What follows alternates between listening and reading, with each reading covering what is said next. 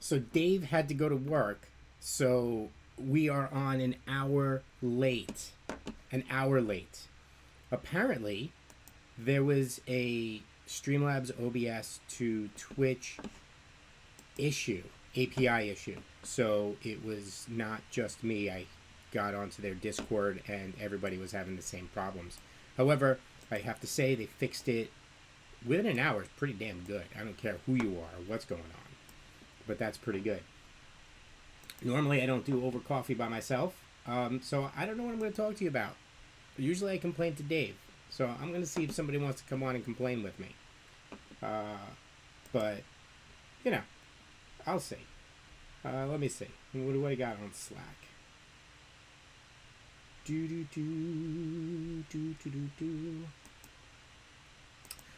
know what?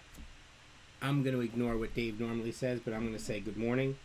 It's an hour later. We probably would have said good morning by now, but I want to see if I can get my friend Mike on. Wait, actually, I got an idea.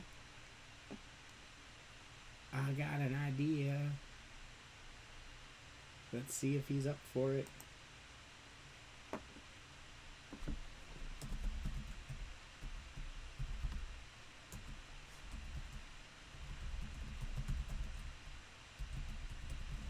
Over coffee. All right, now let's see if he's up for it.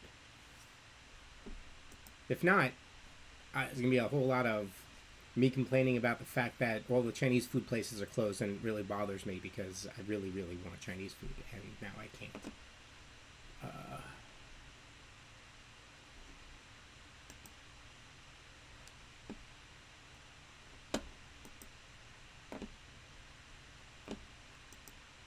Do.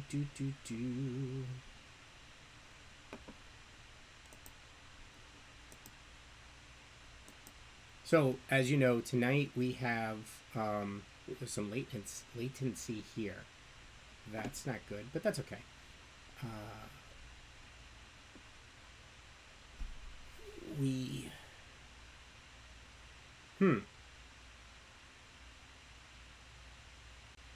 don't know. Tonight we have the Long Island Tabletop event occurring starting at 8 o'clock and going all weekend long. Overnight video games and the whole 9 yards. And that's pretty much it. It's a big event. If you're not there, if you haven't been there, or if you haven't registered, you should register for a game. Come and play a game. We're going to stream some of them. Some of them we're going to put in rooms. But let me see. Tabletop. Pre-reg. Some of the games, a bunch of the games are full, which is good.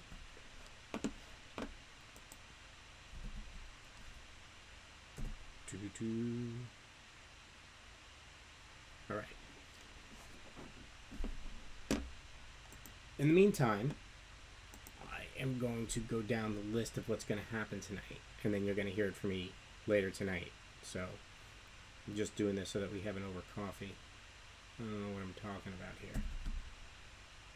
I don't know what I'm talking about. I don't know. One day, when I grow up, I'll get a clue. And with that clue, I may be able to figure something out. If not, I'll have to learn how to buy another clue. All right. So I have the schedule up, so now I can tell you what's going on, because I didn't know before. So tonight, starting at 8 o'clock, we have the Long Island Tabletop Virtual Expo. It's the first of its kind, and hopefully not the last. Hopefully we'll do this more often, maybe more focused if we do it more often, so that way we can rotate through some really good things. We open up with the opening ceremony at 8 o'clock, and then we'll give you a breakdown of the schedule at 8:30. Then we will be airing on Twitch and YouTube. I'm speaking on Twitch, but I'm going to tell you what's going on YouTube also. Sorry. So at 9 o'clock, we have Taking Refuge, a live D&D 5e play. They will be going from 9 o'clock to there till about 11, but then they're going to hang out and talk for a little bit after the game. And then on YouTube at 9 o'clock, we have the Transformers Learn to Play and Live Play. They figured out how to play head-to-head live without being in the same space, which is good, I guess. If you like Transformers, it's actually a pretty interesting game to watch. I do enjoy watching them play. Then at midnight, we have Complaining with Little C. If you have not met Little C, then shame on you. Ooh. I'm going to get somebody to come on and talk with me. I got to send them a link. It's a surprise. It's a surprise. They're coming on now. Friend to us all. Then where are we? So Complaining with Little C. This starts at midnight. YouTube will be off air starting at midnight overnight, but our Twitch channel is going to be going live for the full 41 hours, 42 hours. I don't remember. I counted them before. I forgot. I think it's 42 hours. And, ooh, there we go. It's coming. Nice. Hey, what's up, sir? What's going on, chat? Good morning. We have been up for a while. I gotta go make coffee, but I'm so sorry. I was working late until midnight and then got up for this. But check this out. So Dave and I started at 6:30. But it wouldn't go live on Twitch. So we were freaking out. Trying to figure out what's going on. We reboot, we download, we check everything. Mm-hmm. This is Stella Summers, leader of Caldwell Boarding Schools. You hear that? Yeah. I was playing a game with sound on. I just keep forgetting. But anyway, we're going through all this stuff, and I'm like, oh my God, what is going on? And then somewhere, I remember that I'm actually a member of the Streamlabs Discord channel. So I'm like, oh, let me go on there. Turns out everybody was having the problem. Nobody could stream to Twitch this morning. This morning. Oh, really? For about an hour and a half. There was an issue with the API between Streamlabs and Twitch. Weird. Yeah. So, do you have Stream Elements or OBS set up? I have OBS. Yeah, then you're fine. I mean, would OBS work? No, I tried both. So nobody could stream. Nobody could stream. It was on the Twitch side. Oh, gotcha. So, we fixed it. I mean, actually, I didn't fix anything. They fixed it, and then so I was like, really? I'm like, today of all days? Yeah. What time are you starting over coffee? We start over coffee at 6:30. Oh, 6:30. So it's 7:35 right now, right? Yeah. So you guys were just starting late, or? No, we've been trying since 6:30. That's when we realized the issue. Oh, okay. And then Dave had to go to work at 7. I'm like, oh. And then all of a sudden he came back. I'm like, well, we should at least go on and complain a little bit about something. And then Dave is at work, so I'm like, all right, let me see if somebody wants to come on with me. Oh, sure. And then you were the first person that I saw. So I was like, ooh. I've been up since 3 a.m., so I can definitely talk about that. That's for sure. I was like, let's see if Chet's was willing to come on. Hopefully you get a break today and get some rest. We'll see. My son just woke up in a mood, so yeah. Yeah.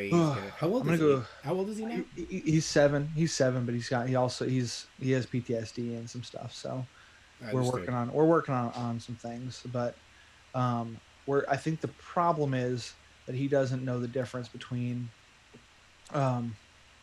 waking up and having to go to potty, right? Versus waking up because I'm having a nightmare and I'm going to have a panic attack. So he woke up at 3 a.m. and he clearly had to go to the bathroom. And so I just said, go to the bathroom, go back. Right? Now go back to bed. He went back to bed, fell asleep, and then woke up again and just decided that he was going to wake everybody else up. So everybody woke up. Me, my wife, my daughter. So my daughter hopefully will get to sleep in for a little bit, but no, he started throwing a huge tantrum and screaming and the whole thing. So we actually have a new policy given being in quarantine. Yeah. So the policy is that there's no screaming in this house. So if you want to scream, we're going to take you to the car and buckle you up in your car seat, and you can scream out there. That's actually not a bad policy. That's so not a so bad policy. so that's what we started, and then at 5 a.m. we buckled him into his car seat, and my wife took off and just started driving. So hopefully he would talk about it. So I remember, not the same, but when you said driving, it made me think of this. I remember the only way my daughter would go to sleep when she was young was in a car ride. oh yeah, So my ex-wife would have to drive around for like an hour uh-huh. before she would fall asleep, and then sometimes if she woke up, you have to start the whole thing over.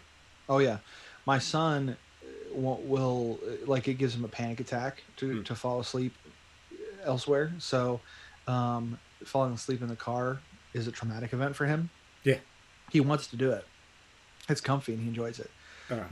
My daughter is like instantly asleep. We're going to grandma's. She falls asleep.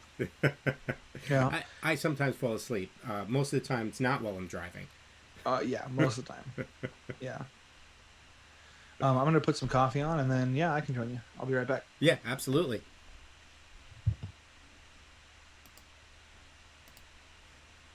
So where was I? Oh, I was going down. When Chet comes back, I'll complain a little bit about the Chinese food.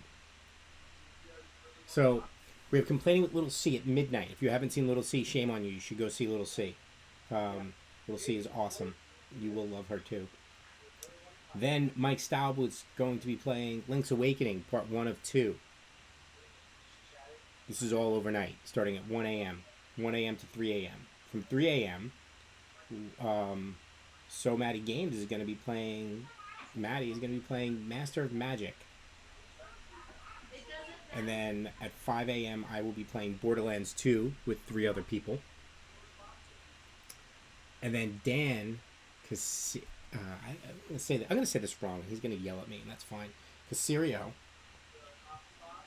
is gonna play video games, but I'm not gonna say that until Chet comes back, because his game is pretty interesting for those of us who know it. Then we're gonna have another thing of Over Coffee tomorrow at 9. So we'll talk about everything that's happened, including how many times I've died in Borderlands 2, because that's what I do. Then, starting tomorrow at 10 a.m., we start with the RPGs. Death House, One Ring. Death House will be on Twitch, and One Ring will be on YouTube. The Terrain Workshop will be at 2 o'clock. Learn how to build terrain or just see terrain and stuff like that. We have a good group that's going to be doing that. And David O. Miller will be doing the sci-fi and fantasy digital painting on YouTube channel. That will be awesome. If you haven't seen his illustrations before, go to davidomiller.com and check him out. Then at 3 o'clock, we have the next round of RPGs with Call of Cthulhu and Death House again. Different DMs. Call of Cthulhu will be on Twitch, and Death House will be on YouTube.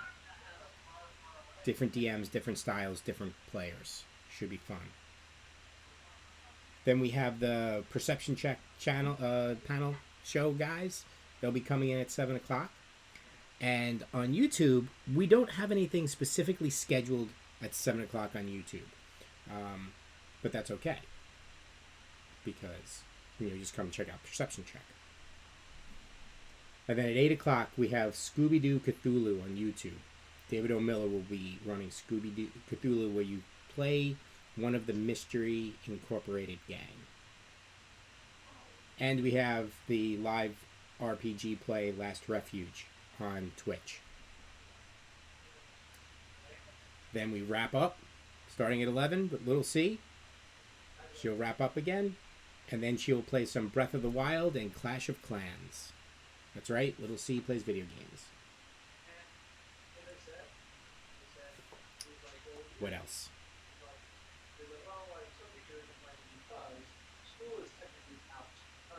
Ooh. I don't think I...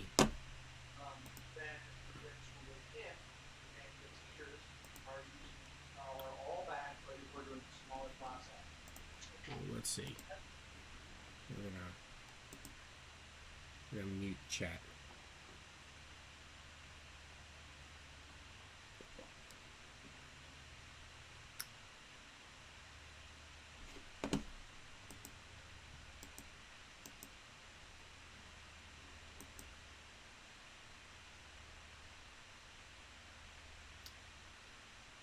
If you were an inexperienced player and would like to join,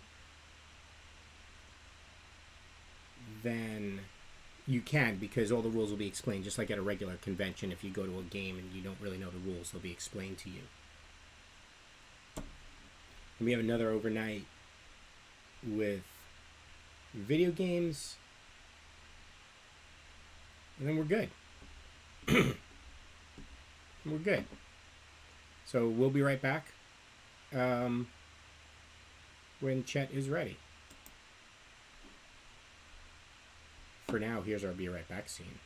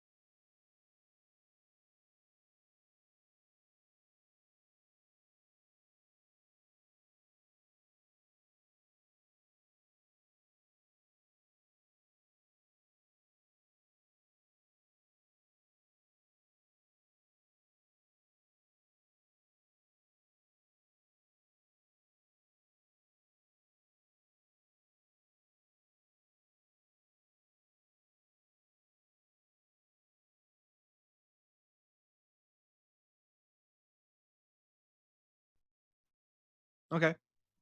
All right, we're back. Chet's back. I had to apologize to Chet because I forgot to tell Chet that we were live when he joined the zoo. So I'm sorry. So I went down the whole rundown of what's going to be done on the Twitch and YouTube channel. Yeah. But there's one thing I wanted to address. I wanted to address with Dave this morning, but it's not around. It's like, and then someone brought up a reason, but I can't order Chinese food. There is no Chinese food places that are open. I know we talked about this a little bit. Yeah. But I was like, I don't understand. And was it you? Somebody had said because probably because of prejudice. Well, there. So some of it will be.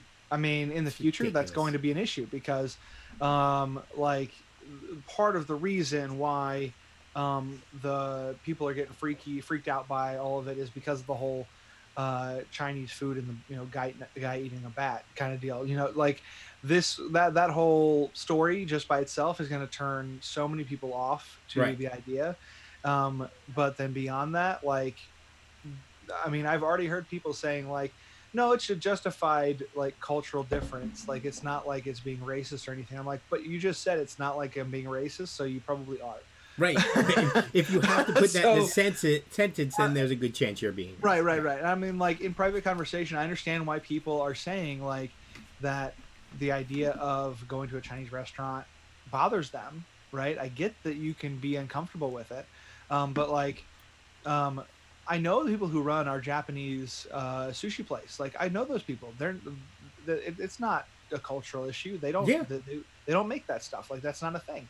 And people also can't separate like the differences in actual culture versus race. Yeah. So we're just saying all of these people are are all one thing because we see them as one thing. Right. But really what it comes down to, and the vast majority of like racist culture just comes down to uh, like how much money you make. So like the culture that where people are forced to eat bats is not a culture where people make a lot of money. Okay. Right. like Right. like this is not that's not why if they had the money for something else they probably would, because I mean like one of the biggest productions that we export to China is pork. People love pork there. It's not easy for them to produce, Right. you know. So like that's that would probably be more common if it were easy to produce, if it were easy to get your hands on, if it wasn't super duper expensive because of the shipment requirements. So it's the thing that people don't understand is that they make racist judgments based on what is actually socioeconomic issues, Yeah. and things that literally, I mean, just stories. It's a story. It's a one-off. Like, you know, I don't understand it.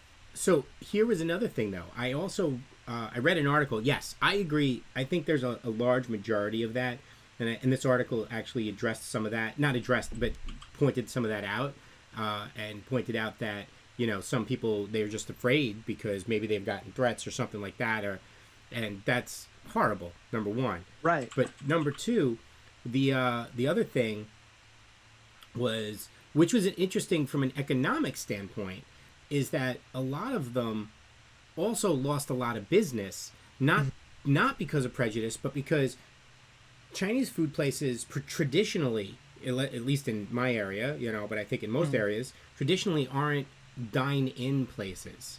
They are Right. to-go places. Hmm. And now they have a huge competition with to-go. Oh yeah, everybody. The problem with that to me is like we ordered to go from like one of our favorite sit down restaurants here, and it was the worst experience. Everything was soggy. A bunch of stuff was probably microwaved Yeah. because like they're understaffed. They have the same issues that everybody else does, and so they're not prepared for that. Like Chinese food should have an advantage because they've been doing it. They know how to package their food so that when he gets there, it's hot, it's tasty. Yeah. Yeah. Like that should be a thing. But like we have I say the prejudice thing like to people a lot because I'm near Purdue campus, and we have a very very large Asian community, Mm. and from all over the place, like from everywhere. The only place that I've been to that has the amount of like cultural food from Asia and South Asia is in Chinatown. That's the only place that I found similar food. Like the only thing that we don't have here that I wish we had is a dim sum place.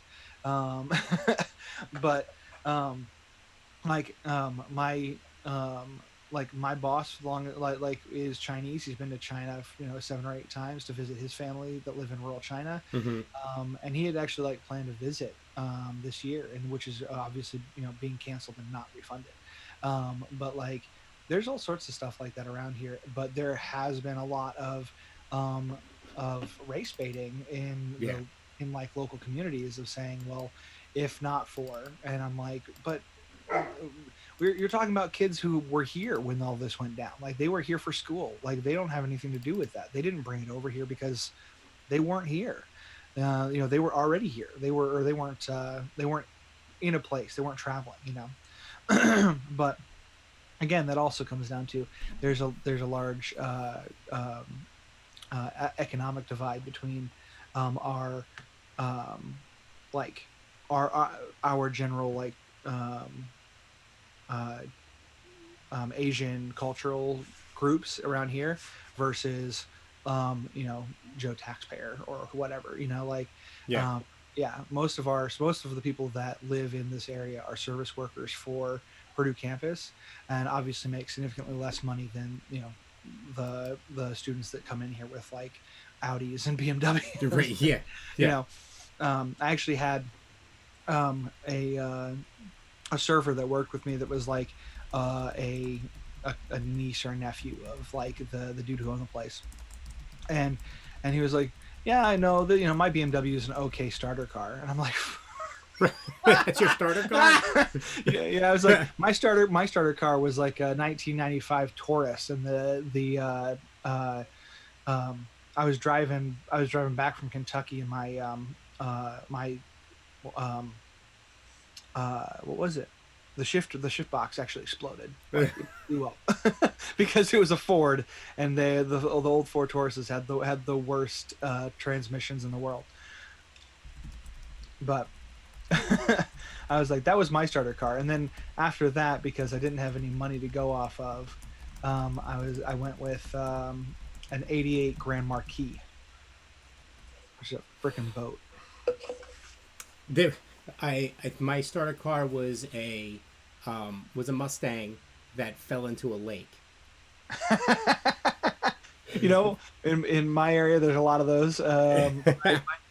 My first stepdad lost two cars to a local lake that we periodically iced over, because Indiana is not the place you want to drive your car on the ice. You can, like, there's like a month out of the year where you can, like in mid January, where pretty much, yeah, you could definitely drive your car on the ice and there's no problem.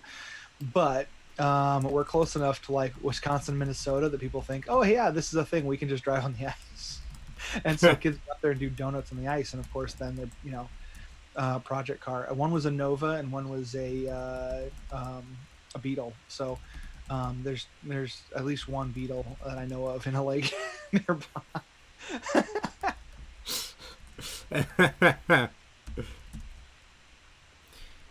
uh, there. It's just funny. That's just too funny.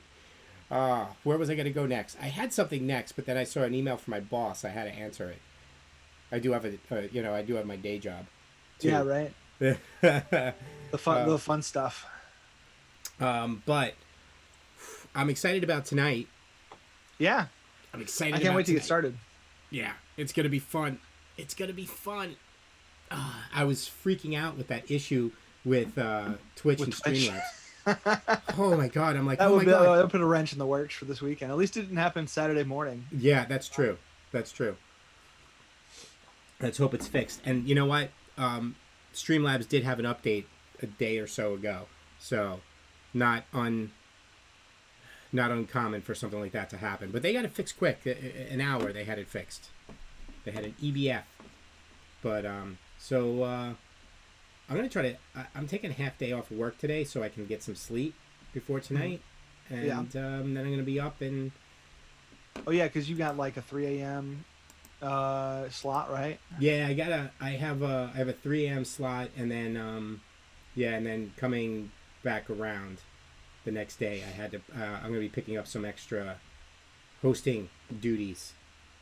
Yeah. So you're Well, gonna be with us for the you're gonna be with us for the opening ceremony and stuff, right? yep, I'll be here. Very cool. You'll join us.